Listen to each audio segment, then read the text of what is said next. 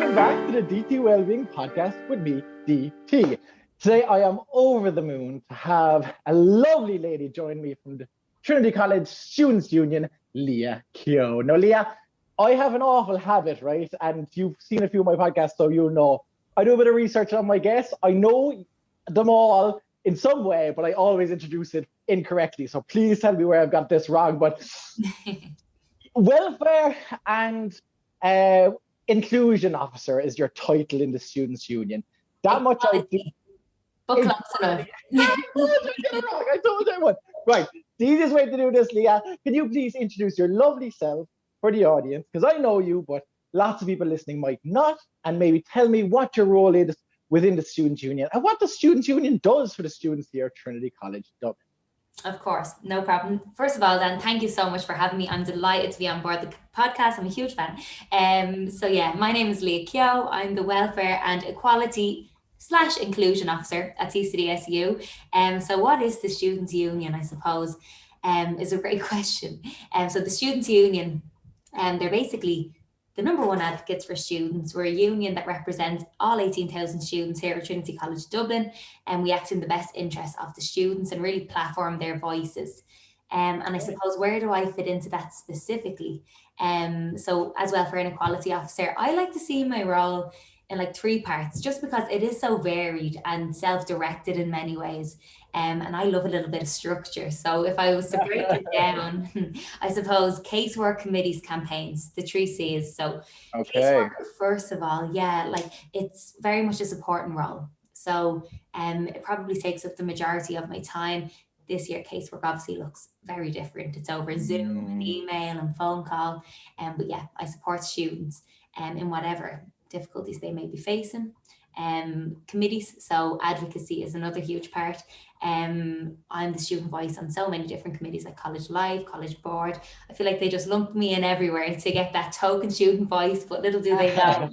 So yeah, committees is a big part of it. And then campaigns, so that like awareness and raising peace. There's a lot of flexibility here. We really try to have our ear to the ground and see what's going on. What do the students want? More of accommodation is something on our radar at the moment, harm reduction, loads of bits. So yeah, I suppose that's what I do in a nutshell. Busy lady, and you do it very well. I have my ear to the ground here as well, Leah. So I know how highly you're held on campus here, and you're doing a great job by all accounts. So fair play to you. And this year of all years, like of all years to be the welfare officer, I think you picked a nice one, an interesting one, if nothing else. Oh yeah, how has it been? We pulled the short straw. It's been really interesting, I suppose. We didn't know what we were getting ourselves into. But yeah, no, it's been interesting, to say the least. And you're in the office there right now, right? That's in the. Yeah, so we've been in the office back since June, actually, this year. So we do a June to June term, and it changes every single year. But yeah, thank God for the office and the separation of spaces, I suppose. But we've been working, 9:30 to 5:30 and beyond every single day. And would all the officers go in? Would you have a bit of a collaborative community there with the other guys, or are you isolated, or how has it been as a team? Yeah. No, we're lucky that we actually live together, so we're in our own support bubble. So the five of us work together, live together. So it's an all-consuming year. Wow! But it really helps to get the job done. Yes, for sure. I'd imagine so. And we'll get a little bit talking about that later on, because I was interested about the setup of those officer roles. It's like the fact that it's sabbatical and things. I just find it curious. Okay, so we might chat about that later if we have time. But we have bigger fish to fry. So this year, I was only saying to you before we came on recording that earlier in the year, I had the pleasure of being interviewed by this lovely lady. So I was like, right, during that interview, the tables shall turn and I will have my vengeance. I'll get you on eventually as well. So I'm delighted to have you today, Leah. And for you to say that you're happy to be here, I am honored. And as I said, I know the reputation you have on campus. I'd be very close to a lot of the stakeholders that are working within the community, whether they're on the teaching staff or with students and everything in between. But I know the reputation you have, and I know you personally. And look, I'm a massive fan. I met the president of the Students' Union yesterday, Owen Hand, on campus. I'm interviewing Leah tomorrow. It's oh, right, do you know Leah? I was like, do I know Leah? I'm a massive fan. I tell her every time. But I'm delighted you're able to come on today, because for me, this podcast is just a chance to maybe help people in this time that, it's there's so many stressors now in our lives that hadn't been prior to 2020. And, it's coming to like almost a full calendar year that we've been dealing with pandemics, lockdowns, and all the anxiety and stress that can come with it. So all I'm trying to do, and the premise for this podcast, which I launched last March, was to help people, with their health, happiness, and maybe able to maintain some form of personal well-being. And I know you've been doing so much work in that regard for the students of Trinity College this year, and of all years. It's just been so important, the work that you've been doing. So, like, how has it been for the students of Trinity? And how has it been from like your experience or dealing with students, or the feelings around, the common mindset amongst the students at Trinity? How have things been? Yeah, I suppose to put it simply in a blanket statement, I think overwhelming and generally very difficult for so many students. You named it there. There are so many stressors now that weren't there before, so whether it's the absence of social connection, students feeling physically isolated and not in touch with their peers, and be it financial hardship. COVID has taken its toll on, everyone's part-time jobs, and some people might not qualify for specific placements. There's been a lot of stress there, and we've seen it in the casework. Accommodation's a huge one, difficult landlords maybe not allowing flexibility with contracts and all of that kind of thing. So overwhelmingly difficult generally. And now that's not to say that students haven't been shown help-seeking behaviour, which I suppose is a silver lining in all of that. Yeah, so there, for sure. Yeah, we were delighted to see so much engagement. I suppose we've been overwhelmed with casework, but it's fantastic to see students are reaching out, and Brilliant. are looking for help in those difficult times, because I suppose that's our biggest worry. Because as much as they're connected, we feel disconnected physically too. It's so difficult to not have the ordinary setup where students can just knock on your door, drop in, you have that, you have your cup of tea, and you see what you can do from here. So we've been doing all of that just via Zoom. So it takes a little bit of organization, I suppose.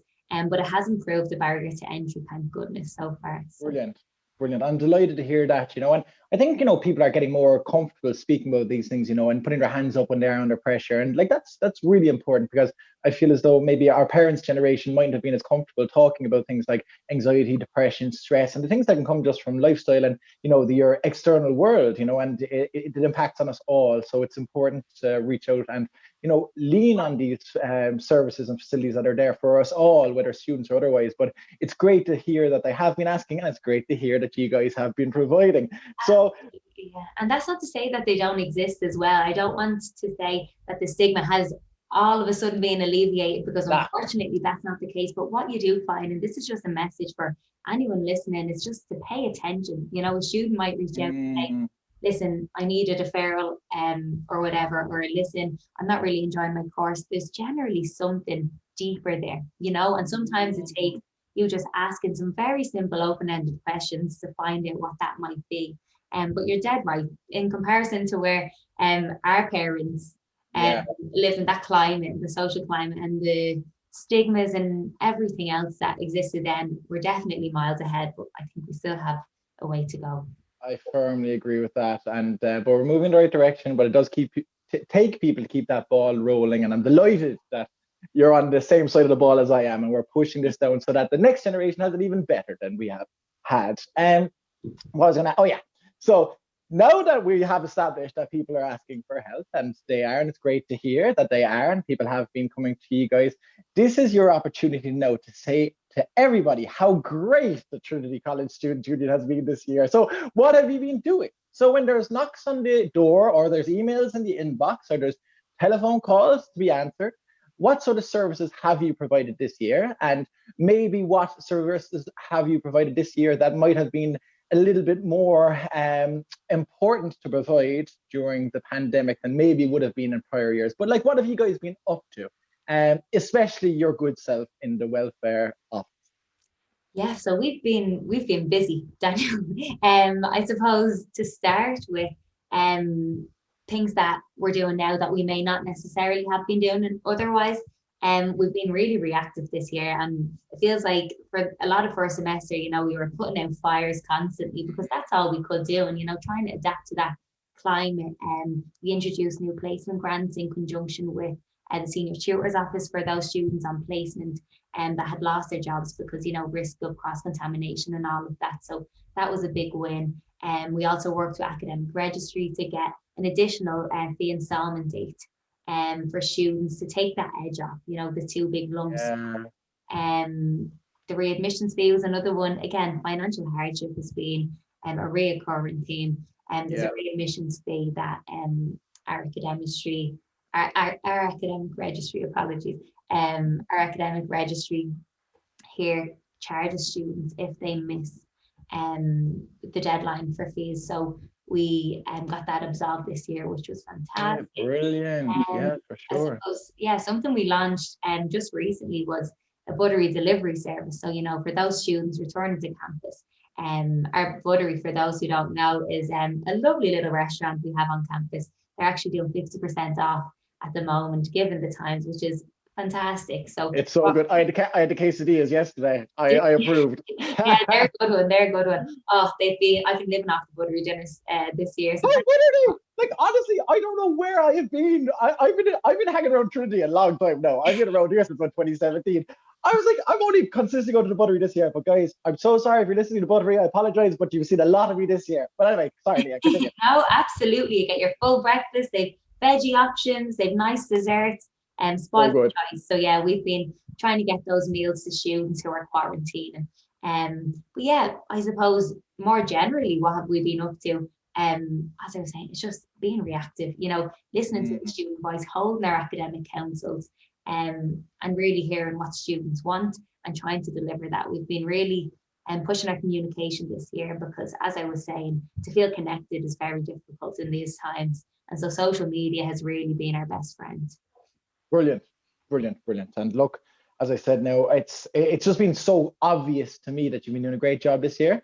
And I'd love to say that I felt that every year I've been around Trinity. I can't say that I have, but this year it's just like maybe I'm just been on, like I've been on campus the whole time with nothing else to do, and I'm just paying attention more this year than I have been. But all I hear is positivity about the Students' Union this year, and it's fantastic, And I've mentioned Owen Hand already, the president, but I knew you, and there's a few other people that I'd be kind of like involved with, and on a friendly level that I would know. So to hear all positivity is just wonderful. And I know that you're providing a great service for the students here in Trinity. And of all years, this year, I feel as though they needed that support. So well done, you. Thank you so much. It's definitely been a baptism of fire. And I'm not taking away from the team's great work. But to be honest with you, Daniel, we've had nothing else to be doing other than immersing ourselves in this job entirely. But I'm so lucky, that everyone in their specific roles are so passionate about, their remit and everything else. So it's worked really well this year. Brilliant. And has it gone, like, I feel as though you've been so busy. Has it been a fast year? I know we're not out of it yet, like, and it's only February, but how has it gone for you? Yeah, it's flown, Daniel, and I think it's the monotony. I studied social work before I came into this job, and I worked a lot of probation and people in prison and that. And what I said is the time flies because of the procedure and the absence of change in the environment. And it's true to say, no, I'm not trying to compare the job I'm doing this year to being in prison by any means. But what I'm saying is the almost militant nature of this job, you're in the office every day, it's flown. And I think other people can say the same. I can't believe we're coming up on a year, 12th of March will be a year. I remember you campaigning last year. I remember campaigning in the arts block with you last year for the role and just introducing myself really to you at that stage. But like, fucking hell, it's gone like that.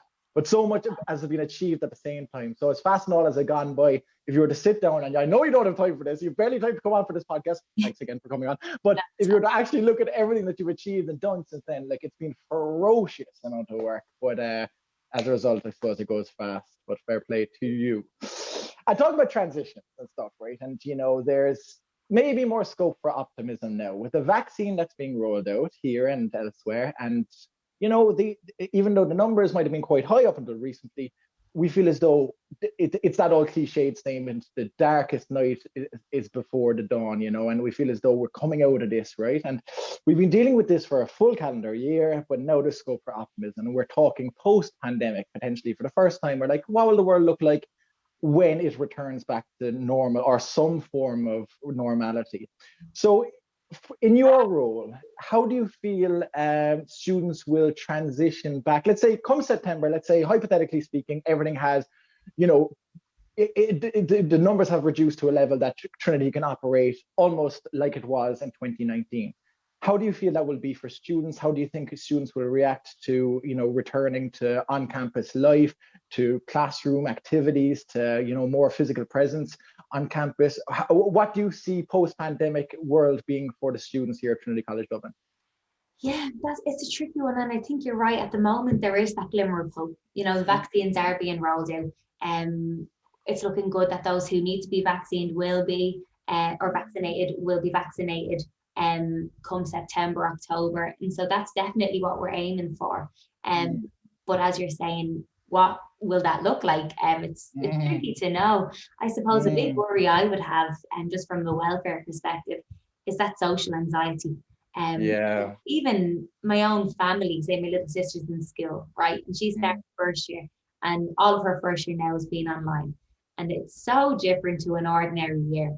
They're gone completely remote at the moment. And you worry for even first years in college. That's all they've known this academic year. So for them to then have to meet their class in person, I reckon levels of social anxiety might be pretty high. And naturally, so that's something we're going to have to, I suppose, target our resources towards accommodating that level of social anxiety.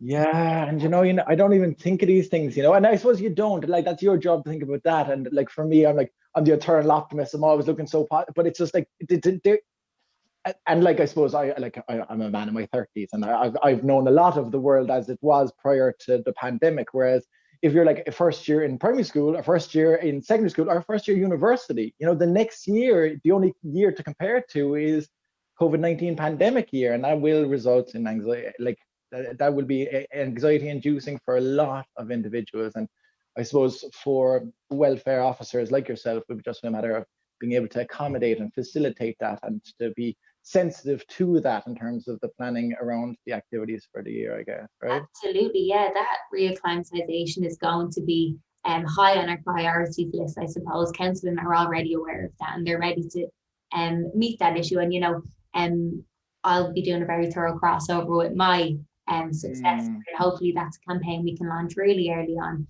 just to give students that extra support. But big shoes to fill. The next welfare officer coming in, Judy back.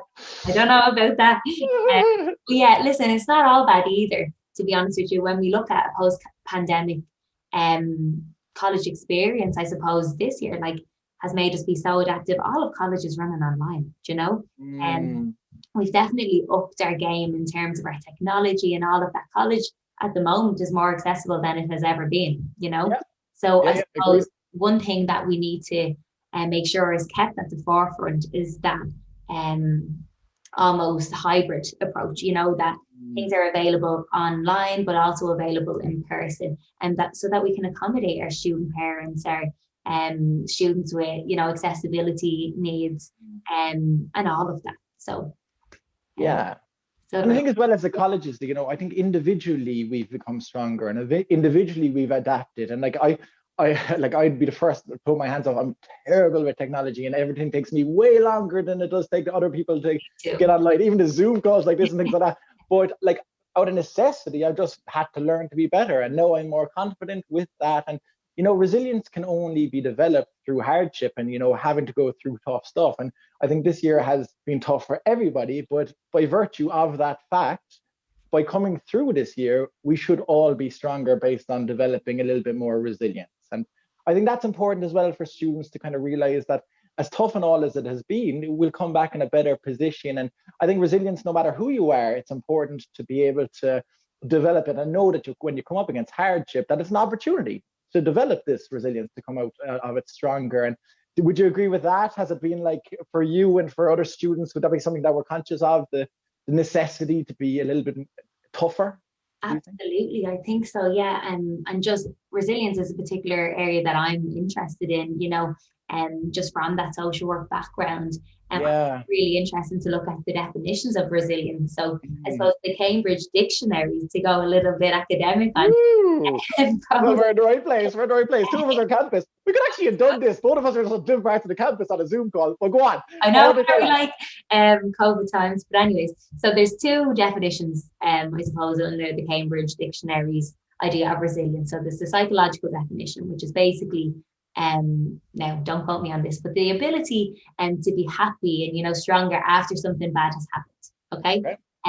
That's the bounce back. And then there's also a biological definition, which I find really interesting because I find it helps externalize the problem. It's not particularly personable, but resilience in biology is the ability for a substance to, bounce back or to reform its usual shape after it's been bent. Okay.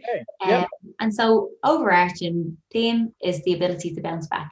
And as you said, now more than ever, and as we come into, I suppose, a new academic term and year, students are going to need to foster the resilience and remember, I suppose, what's got them this far, because something has.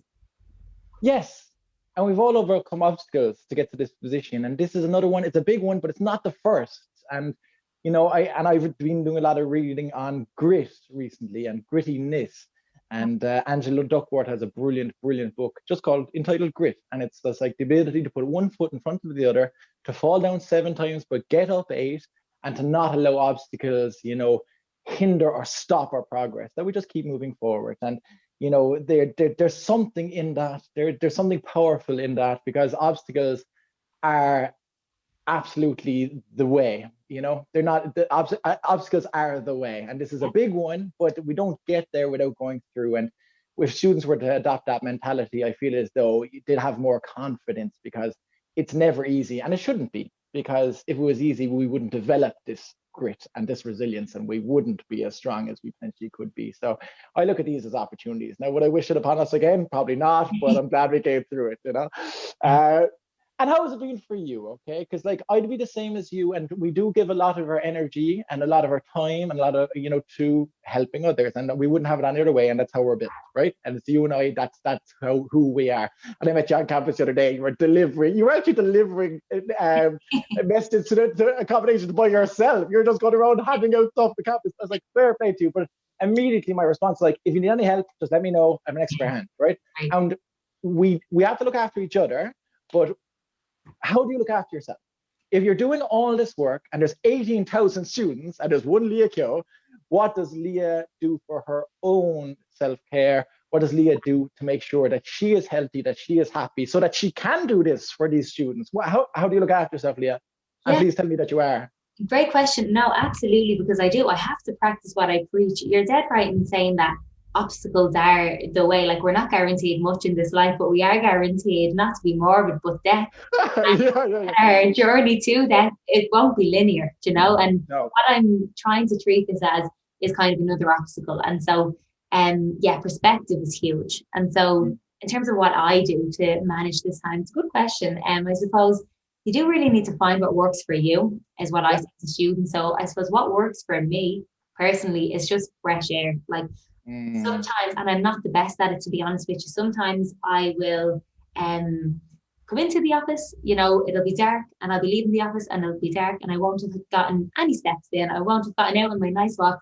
I love kind of walking around, seeing what's going on around campus and around the city, so I do find when I do make that time for myself, it really helps. So what I actually do is schedule it in as if it's another meeting, to get the walk in, because that's what works for me. And whether it's listening to your favorite DTW podcast or your favorite music, I find that really helps me to switch off.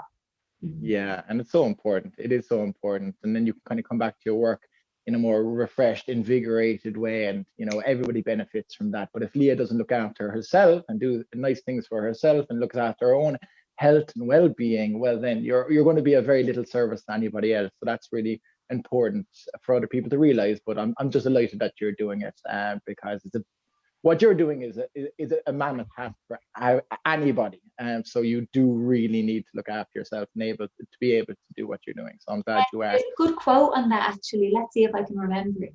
It says, oh, look at you, just picking quotes out of it. I love a quote, Daniel. Self-care, it's an act of political warfare. Yeah. So sometimes you need to reset to zero because you can't pour from an empty cup. And you're dead right. My service would be nothing if I didn't have kind of a clear head on my shoulders, So for sure. Learned that the hard way. So me too.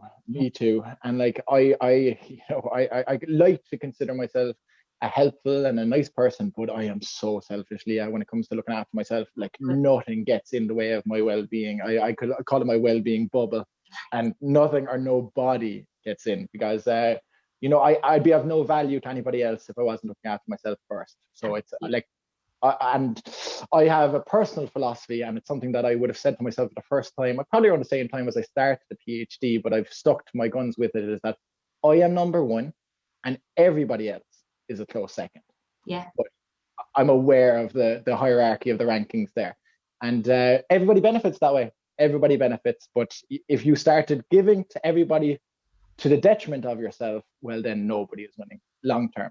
But you're definitely not in the short or long term. So I'm glad to hear you're looking after yourself, Leah, and you're just doing a fantastic job. And as I said to one hand yesterday, I'm a big fan.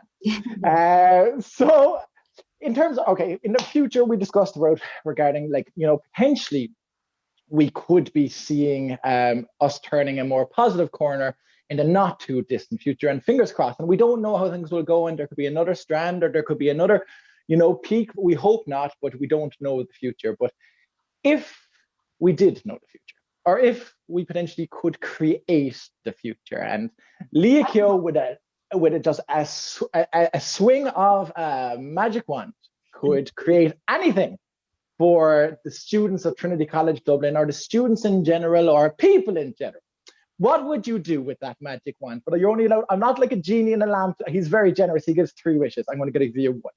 So Leah, coming to the end of your year as the welfare officer, if you could change one thing or guarantee one thing for the students of Trinity College Dublin for here on forth, forever and a day, what would you change? What would you create? What would you, have in the world if you had the choice? Are you sure I can't have 3? Look, I'd love to give you 3. But I'd be a hypocrite. No, I'd hate to go back on what I said. So you have one. Right. So you can change one thing, and it's going to be installed forever. This is going to be your legacy in Trinity College, as well as all the other stuff that you've done. You'll be known forever anyway. If I have my way, there'll be a statue of you on Front Square very soon. What would you change for the students, and why? I suppose loads of things come to mind, right? Especially when you've spent the year, I suppose, listening to so many different students' issues and, I suppose, journeys and lives and all of that.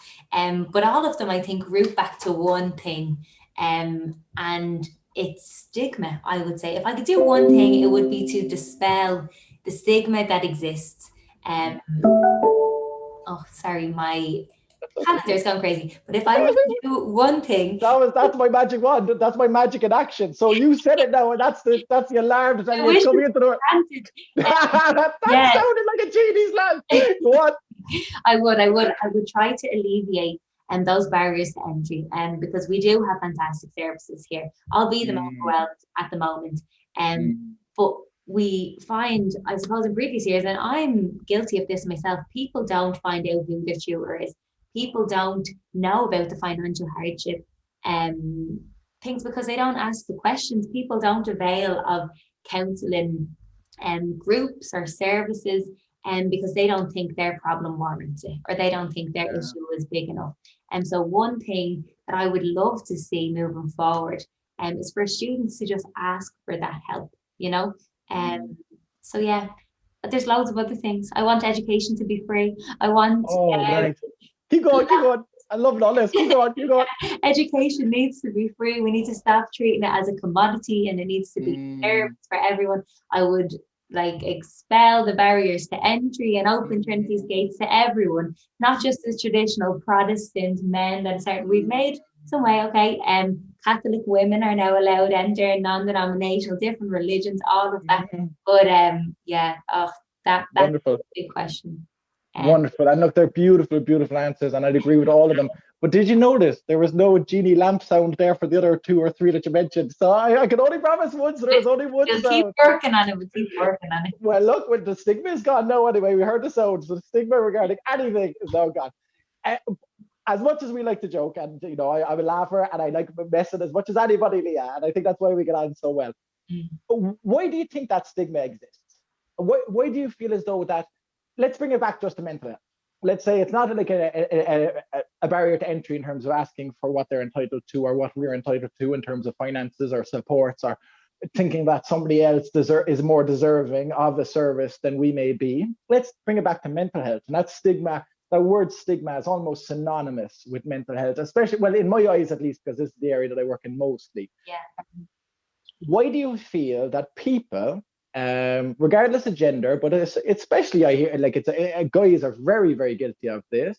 Yeah. Why do you feel people are reluctant to speak about mental health issues, especially their own personal issues, whereas they mightn't be as reluctant to speak about ill physical health? Why do you think that exists?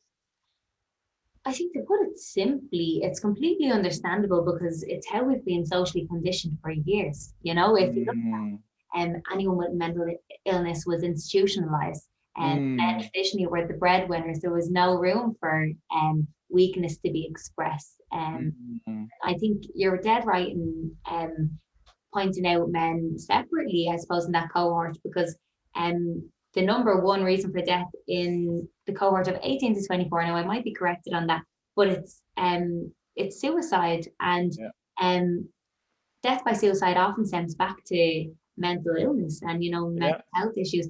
And yeah, I think it goes back to history. I think there's shame really entwined and entrenched in it. So it's not going to be something we solve overnight. But I think conversations like this do help. And I think also in the way that we frame things, you know, I really like that you're DT Wellbeing and you address so much under that remit.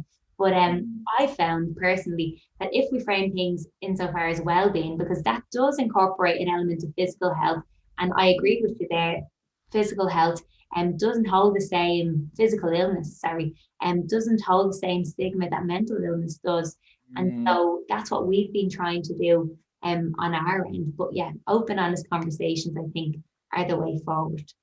Fantastic. And I totally agree. And conversation, like, words matter. They're powerful. And conversation and positive role models and seeing others that are equals or people that are your contemporaries speaking about stuff in a normal manner normalizes things. And I feel as though this generation, our generation, I think that will be one of the biggest shifts we will see from our parents' generation.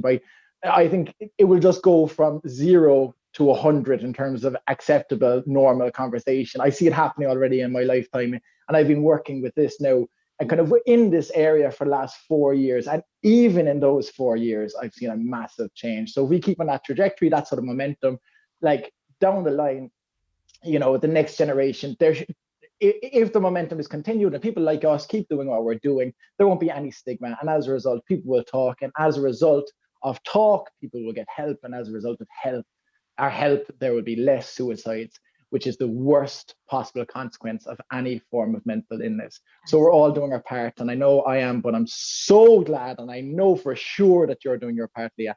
And I'm just so grateful that you are. And I'm so appreciative that you are. And I'm so happy that you are. So look, I suppose I won't keep you much longer because I know how busy you are and everything else that you've got going over at that corner of campus. And you know, our paths may cross walking across these empty camps over the next week or so. But look, I just want to thank you so much for coming on today. I really do appreciate your time. I really enjoyed the chat, and like, there's a lot of wisdom and a lot of sense coming from you. So I hope more people will listen, and I hope you get an opportunity to have more chats like this with more people, because it's inspiring, and what you're doing is inspiring. You're doing so much good in the world. So I'm really grateful to you. Listen, thank you for having me. I suppose just keep doing what you're doing. Listeners obviously will know the fantastic impact you're having. But yeah, if we bring it back to the point we made earlier in terms of that conversation, I would just urge everyone else to, I suppose, start that conversation. And, you know, when you ask, how are you, mean it, you know, pause for the response. Yeah, thank you for having me. No problem. And Leah, I always ask people at the end of the interview is like, if people wanted to follow this up with another conversation with you, or they wanted to reach out to you, how would they find you online, or otherwise, what's the best way for my listeners to contact Leah Keogh? I suppose the best way is my email. I'm on all of the social media platforms. You can message me there, you can follow me there and all of that. But email, I check religiously just because that's where my casework comes through. So welfare@tcdsu.org. Shoot me an email and we can have a chat. Perfect. Well, look, thank you so much. Leah Keogh, welfare and inclusion / equality officer, whatever you are, I know who you are and you're a wonderful human being. So keep doing what you're doing, and you know that it's nothing but love. Okay, guys, I will see you all again next week with a new guest talking to me about stuff that I don't know about. But today I'm so grateful that I had Leah Keogh on, and thanks again for your time, Leah. Thank you.